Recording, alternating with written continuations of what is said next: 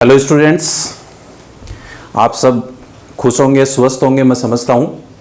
अभी 12th class 12वीं class का अपन टॉपिक शुरू कर रहे हैं, केमिकल काइनेटिक्स, रासायनिक बल गतिकी।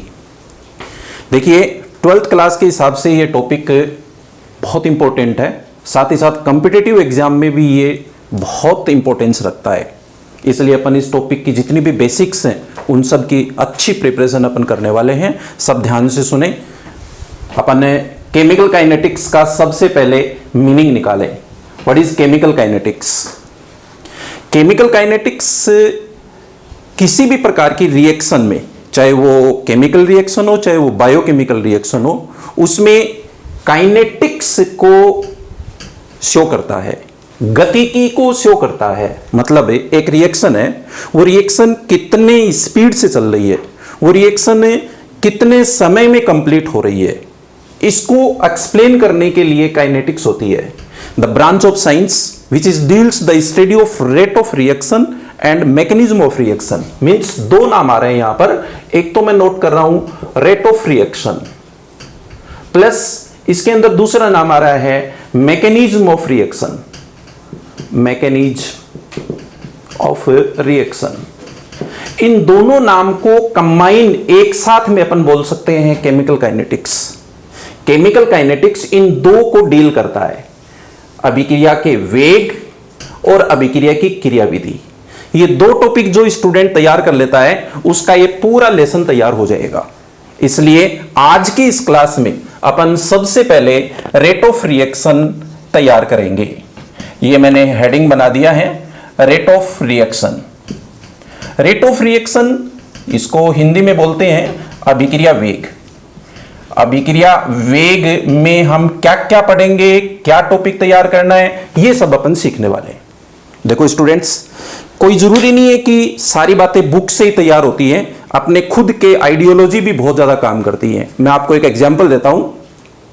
अपने यहां पर आपके इस रूम से बाहर एक गाड़ी खड़ी है, वो गाड़ी सुबह से खड़ी है और स्टार्ट खड़ी है, चल नहीं रही है, स्टार्ट खड़ी है वो। तो देखो, यदि वो गाड़ी स्टार्ट खड़ी है तो उसका डीजल और पेट्रोल खर्च हो रहा है, लेकिन वो चल नहीं रही है। इसका मतलब है कि उसमें प्रोडक्ट नहीं बन रहा है। सुबह खड़ी हुई थी, अभी तक भी वो खड़ी है, तो मानिए कि उसमें रिएक्टेंट्स जो है, डीजल और पेट्रोल है, वो खर्च हो रहा है, बट प्रोडक्ट जीरो है। अभी तक उसका प्रोडक्ट बढ़ना शुरू नहीं हुआ और अब वो गाड़ी अचानक चल पड़ी। जैसे ही गाड़ी चली तब अपन घड़ी में टाइम नोट करते हैं कि इतने बजे चली है। याद रखना, हमेशा टाइम तब से शुरू होता है जब प्रोडक्ट बढ़ना शुरू हो जाए। रिएक्टेंट कितना भी खर्च हो जाए उसमें टाइम का कोई मेन नहीं होता है। प्रोडक्ट बढ़ना शुरू हो गया, टाइम काउंटिंग हो गई। अब वो गाड़ी दिल्ली तक जाएगी, तो जब वो दिल्ली तक जाएगी तो आप मानते हैं इस बात को कि इक्वल स्पीड से नहीं जाएगी, बीच में ब्रेकर आएंगे, रुकना पड़ सकता है, फास्ट चलेगी, हॉर्स फास्ट चलेगी। 100% बात है कि वो दिल्ली तक गाड़ी इक्वल स्पीड से नहीं जाएगी। इट मींस चेंज आते हैं। तो ये सारी बातें हमें कौन समझाता है? रेट, वेग, मैकेनिज्म, क्रियाविधि, कैसे कैसे चली, कितनी चली, कितना प्रोडक्ट बना, कितना समय लगा, इन सब बातों को अपन एक केमिस्ट्री में सेट करते हैं, मैथमेटिकल तरीके से सेट करते हैं, फिजिक्स के तरीके से सेट करते हैं। इन सब को हम एक साथ में नाम देते हैं काइनेटिक्स। और इस काइनेटिक्स का सबसे फर्स्ट जो टॉपिक बनता है वो है रेट। और इस रेट को एक्सप्लेन करने के लिए हमें सबसे पहले इसकी डेफिनेशन चाहिए। और इसकी डेफिनेशन बनाने के लिए मैंने कहा कि सपोज अपने पास ये ए रिएक्टेंट है और अब इससे अपने पास प्रोडक्ट बी बनने वाला है। तो आप ये तो बात मानते हैं कि जब ए बी में कन्वर्ट होगा तो निश्चित रूप से ए की कंसंट्रेशन तो कम होती जाएगी, कम होगी ए की कंसंट्रेशन, क्योंकि ए को बी में बदलना है। और बी की कंसंट्रेशन टाइम के साथ साथ में इंक्रीज होती जाएगी, बढ़ती जाएगी। इसलिए बी की कंसंट्रेशन इंक्रीज हो रही है। देखो भाई, सीधी सी बात है, जिसको बनना है उसको पहले कुछ खोना होता है। ए कम होगा वैसे वैसे बी बनेगा। मैंने इसको लिखा कि इसकी कंसंट्रेशन डिक्रीज हो रही है। इसको लिखा मैंने, इसकी कंसंट्रेशन इंक्रीज हो रही है, बढ़ रही है। डिक्रीज हो रही है, मैंने चिन्ह दे दिया, साइन दे दिया नेगेटिव। ए की कंसंट्रेशन कम हो रही है, मैंने इंक्रीज दिया है, इसलिए इसको साइन दे रहा हूं। बी की कंसंट्रेशन टाइम के साथ साथ में इंक्रीज है, ये तो कम हो रही है और ये अधिक हो रही है। लेकिन चाहे कंसंट्रेशन कम हो रही है, चाहे कंसंट्रेशन अधिक हो रही है, टाइम तो लग रहा है, टाइम तो खर्च हो रहा है। कितने टाइम में किसकी कंसंट्रेशन कितनी कम हुई, किसकी कंसंट्रेशन कितनी अधिक हुई, इस बात को हम रेट से एक्सप्लेन करते हैं। यही रेट की डेफिनेशन है। Means change in concentration of reactants and products in unit time is called rate of reaction. एकांक समय में क्रियाकारक और क्रियाफल की सांद्रता में कितना परिवर्तन हुआ, उसको हम रेट ऑफ रिएक्शन बोलते हैं। तो आप सबसे पहले इसके डेफिनेशन को अपने शब्दों में प्रिपेयर करें, रटे नहीं। इसके लिए आप बोलें कि ए की कंसंट्रेशन कम हो रही है, बी की कंसंट्रेशन बढ़ रही है, टाइम के साथ ये कंसंट्रेशन कम हो रही है, टाइम के साथ ये कंसंट्रेशन बढ़ रही है, इसी को रेट बोलते हैं। Means the change in concentration of reactant and product in unit time is called rate of reaction. मैंने डेफिनेशन बना दी है। इस डेफिनेशन को हम यदि ग्राफ से सीखें तो फिर कभी नहीं भूलेंगे, ये निश्चित बात है। इसलिए आप याद रखिए कि जो टॉपिक अभी आप प्रिपेयर कर रहे हैं, इसी टॉपिक को आप ग्राफ से रिप्रेजेंट करें, नंबर भी अच्छे आएंगे, एग्जामिनर को भी अच्छा लगेगा। आपने जो गाड़ी बाहर खड़ी कर रखी है, उस गाड़ी पे बना लो ग्राफ। ये जो रिएक्शन आपने लिख रखी है, उस पे ग्राफ बना लो। मान लो आपने एक साइड में तो लिखा है टाइम, समय, और एक साइड में लिखा है कंसंट्रेशन, सांद्रता। मैं कंसंट्रेशन और टाइम में आपको ग्राफ रिप्रेजेंट करके बता रहा हूं। देखो, शुरू में आपके पास में क्या था, ए एक रिएक्टेंट है, उसकी कंसंट्रेशन स्टार्टिंग में मैक्सिमम थी, हाईएस्ट थी, और बी उस समय तक बना नहीं है, अभी प्रोडक्ट बनना शुरू नहीं हुआ। मैंने कहा था ना कि गाड़ी बाहर खड़ी है, डीजल पेट्रोल खर्च हो रहा है, लेकिन प्रोडक्ट बनना शुरू नहीं हुआ। प्रोडक्ट बनना शुरू नहीं हुआ, इसलिए अभी तक प्रोडक्ट कितना है, बोलो 0। किसका प्रोडक्ट, बोलो बी का। लेकिन अब टाइम के साथ साथ ए की कंसंट्रेशन क्या होने वाली है, कम होने वाली है। तो मैं इस कंसंट्रेशन को कम करके दिखा रहा हूं। देखो, ए की कंसंट्रेशन टाइम के साथ साथ, बोर्ड पे ध्यान दो आप, सब कम हो रही है। अगर आप सबको अच्छा लग रहा है तो आप यस ऐसे बोलिए, या फिर इसको बटन को ओके करिए, सब्सक्राइब करिए और बोलिए अब ए की कंसंट्रेशन के साथ साथ किसकी कंसंट्रेशन बढ़ी, बी की कंसंट्रेशन बढ़ी। तो बी की कंसंट्रेशन को आप इंक्रीज करिए। ये देखिए, बी की कंसंट्रेशन टाइम के साथ साथ में इंक्रीज हो रही है। यदि इंक्रीज हो रही है तो आप साइन प्लस दीजिए, और यदि कंसंट्रेशन डिक्रीज हो रही है तो बोलो साइन नेगेटिव दीजिए। एक टाइम ऐसा आएगा बीच में जब दोनों की कंसंट्रेशन कहीं पे क्रॉस करेगी। उस टाइम पर आप ध्यान दीजिए कि बीच में एक समय ऐसा है, डॉटेड पॉइंट से ऐसे डाल के देखिए, इस समय concentration of reactant and concentration of product is same, equal. Concentration को ऐसे लिखते हैं केमिस्ट्री में, ये जो बड़ा ब्रैकेट ऐसे लगाता है ना, इसको पढ़ते हैं कंसंट्रेशन। तो पढ़िए, बोलिए concentration of A and concentration of B is equal. और जब ये दोनों इक्वल हो जाती हैं तो इसी को तो इक्विलिब्रियम बोलते हैं। इसलिए मैंने ये एक नाम दे दिया है यहां पे, इसको पढ़िए इक्विलिब्रियम, साम्य अवस्था आ गई है। ये नाम तो समझ में आया ही होगा कि ये साम्य क्या होता है। अरे साम्य समान, क्या समान, कंसंट्रेशन किस किस की, रिएक्टेंट की और प्रोडक्ट की। उस टाइम पे जो बना है उसको हमें डिनोटेड कर लेते हैं। बताइए, आपको डेफिनेशन के साथ में ग्राफ बनाना आता है क्या? माइंड में सेट रखो ना बात है कि जो रिएक्टेंट है वो खर्च होगा और प्रोडक्ट में कन्वर्ट होगा, तो प्रोडक्ट तो बढ़ता जाएगा। देखो, ये प्रोडक्ट तो बढ़ रहा है, प्लस है आप उसको लिख सकते हो ये प्रोडक्ट है, माइनस है ये डिक्रीज हो रहा है, तो इसको आप लिख सकते हो ये रिएक्टेंट को शो कर रहा है। आपको डेफिनेशन अकेले नहीं लिखनी है कभी भी, हमेशा इसके साथ में ग्राफ नोट करना है।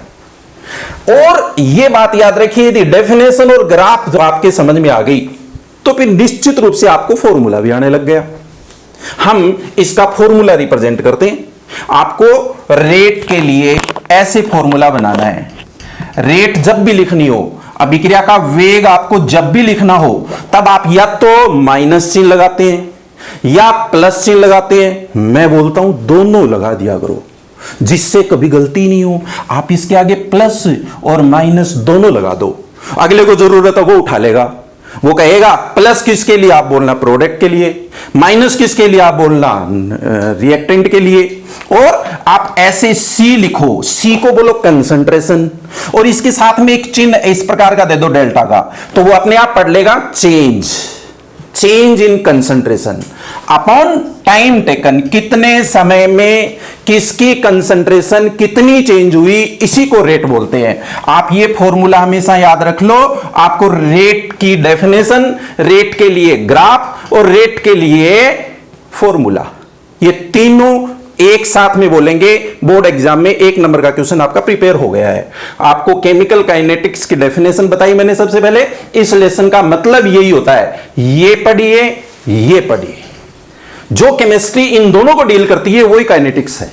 उनमें से हमने सबसे पहले रेट शुरू किया। रेट की आपने सबसे पहले डेफिनेशन बनाई, डेफिनेशन के बाद में ग्राफ बनाया, ग्राफ के बाद में आप इसका फॉर्मूला पढ़ रहे हैं। मैंने आपको 3 टॉपिक यहां पर तैयार करवाए हैं, फॉर्मूले तक आ गए। थोड़ा सा आगे चलते हैं।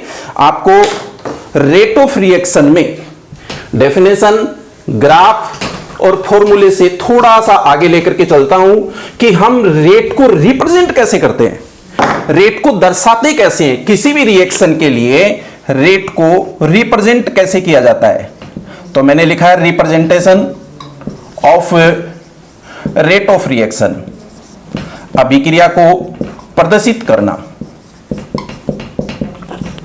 अलग अलग एग्जाम्पल लेंगे अपन, उन एग्जाम्पल्स को बस ध्यान से देखते जाओ, निश्चित रूप से ही रेट रिप्रेजेंट करना आने लग जाएगा। आपके घर पे भी जो केमिस्ट्री नहीं पढ़ता है वो भी अगर ध्यान से इसको देखेंगे तो मैं गारंटी लेता हूं कि रेट रिप्रेजेंट करनी आ जाएगी उनको। अभी जैसे मैंने कोई एक रिएक्शन लिखी, एग्जाम्पल लिया, A plus B is equals to C plus D। Number भी अलग अलग डाल देते हैं, 1A 2B 3C 4D, 1 मोल 2 मोल 3 मोल 4 मोल। ये रिएक्शन है। इस रिएक्शन के लिए हमें रेट रिप्रेजेंट करनी है कि इसकी रेट को कैसे प्रेजेंट किया जाता है। तो मैंने आपको अभी बताया ना कि A रिएक्टेंट है। जो रिएक्टेंट होते हैं उनके लिए चिन्ह, साइन कैसा होता है, बोलो नेगेटिव। तो पहले A के लिए नेगेटिव साइन दे दो, फिर A की कंसंट्रेशन, तो देखो A की कंसंट्रेशन, कंसंट्रेशन ऑफ A, और ये सिन देंगे ना साथ में D डेल्टा, इसका मतलब change in concentration upon time taken. ये A के लिए रिप्रेजेंटेशन हो गया। जितने नंबर ऑफ मोल्स होते हैं, ये कितने नंबर ऑफ मोल्स हैं यहां पर बोलो 1, तो यहां पे लिखा जाएगा 1 अपॉन 1 इज इक्वल्स टू, दोबारा से पढ़िए, बोलिए बी भी क्या है, बी क्या है, रिएक्टेंट है। रिएक्टेंट के लिए चिन्ह साइन कैसा होता है, बोलो नेगेटिव। तो बोलिए बी की कंसंट्रेशन में कितना चेंज है, अपॉन क्या करूं, टाइम टेकन। लेकिन जितने भी नंबर ऑफ मोल्स होते हैं उनको 1 बाई करते हैं, बोलिए 1/2। ये रेट लो में आता है, जस्ट आगे आपके आएगा तब आपके समझ में आ जाएगा कि ऐसा क्यों करते हैं। अब आप देखो इससे आगे कौन आ रहा है, सी। तो सी कौन है, रिएक्टेंट है कि प्रोडक्ट है, प्रोडक्ट है। प्रोडक्ट क्या होता है, इंक्रीज होता है। इंक्रीज के लिए चिन्ह बोलो प्लस, नंबर कितने आएंगे 1/3, साइन कैसे आएगा, d concentration of C upon time taken. मैं समझता हूं सामने जो भी कोई वीडियो देख रहा है उसको गारंटी से पता है कि अब डी के लिए क्या लिखेगा, वो क्या लिखेंगे डी के लिए, इज इक्वल्स टू, क्या लिखेंगे बोलो, is equals to, yes yes yes, D is equals to, डी के लिए नंबर पढ़िए 1/4 प्लस सीन आएगा, प्रोडक्ट ना 1/4, change in concentration of D upon A D T. अगर आपको ऐसे कोई एग्जाम्पल मिल जाए तो उसके लिए आप रिप्रेजेंट करिए ऐसे। चलो मैं कोई दूसरा एग्जांपल देता हूं, ये लर्न करना ही अभी इसी समय सीखना है, सबको पढ़ना है। आपको एक रिएक्शन दी गई है, example number 2, N2 plus H2 is equals to NH3। Haber process की एक रिएक्शन है। इस रिएक्शन के लिए रेट रिप्रेजेंट करके बताओ। तो मैंने लिखा कि अभिक्रिया का वेग इज इक्वल्स टू, सबसे पहले साइन कैसा, नेगेटिव। क्यों? क्योंकि N2 क्या है, रिएक्टेंट है, रिएक्टेंट की कंसंट्रेशन डिक्रीज होती है। सो प्लीज dN2 की concentration upon dt is equals to, कितने नंबर मोल्स है, 1, तो 1/1। लेकिन H2 कितने, 3 मोल्स, तो बोलिए -1/3 dH2 concentration upon dt is equals to. Imagine करिए, खुद बताइए, बोलिए, अपने आप कर लिए, बोर्ड की जरूरत नहीं होनी चाहिए। अब आगे NH3 के लिए रेट कैसे रिप्रेजेंट होगी, प्लस नंबर 1/2, किसकी कंसंट्रेशन, D, NH3 की कंसंट्रेशन बाय dt। मैं समझता हूं शायद रेट रिप्रेजेंट करनी आने लग गई होगी, और यदि आपको रेट रिप्रेजेंटेशन आने लग गया तो अगला एक एग्जांपल मैं दे रहा हूं, उसमें खुद बोलना, मेरे लिखने से पहले अपने आप ही मन ही मन में बोलना कि इसका रिप्रेजेंटेशन ऐसे होगा। ये एग्जांपल नंबर 3 मैंने नोट किया, कांटेक्ट प्रोसेस की एक रिएक्शन। कांटेक्ट प्रोसेस होता है SO2 plus half O2 is equals to SO3। It is the contact process. इस कांटेक्ट प्रोसेस के लिए आपको रेट रिप्रेजेंट करनी है, तो रेट रिप्रेजेंट करने के लिए इसके लिए क्या साइन आएगा, बोलिए rate is equals to SO2 क्या है, रिएक्टेंट है, माइनस DSO2 अपॉन dt। आप इमेजिन करो आगे क्या आना चाहिए, is equals to minus 1/2 means 2DO2 by dt। मैं आगे नहीं बताऊंगा, अब आगे खुद सोचिए। इज इक्वल्स टू SO3 के लिए product means plus DSO3 concentration upon dt। Okay, आप सभी स्टूडेंट्स रेट ऑफ रिएक्शन में यहां तक जरूर तैयार कर चुके होंगे। रिप्रेजेंटेशन कंप्लीट हो गया।